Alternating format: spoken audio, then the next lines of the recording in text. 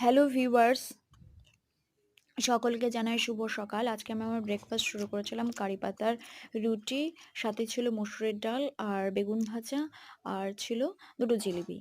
আমি চেষ্টা করি প্রতিদিনই সকালবেলা কিছু প্রোটিন সোর্স রাখার। আজকেও ছিল কারি পাতার রুটি আর মসুরের ডাল।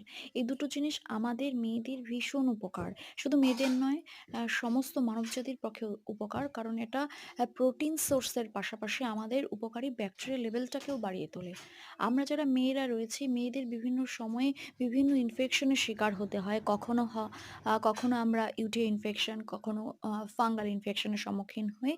সেই জন্য আমাদের গাটকে ভালো রাখার জন্য, আমাদের প্রপার হেলথকে ভালো রাখার জন্য এগুলো খাওয়া ভীষণ প্রয়োজন।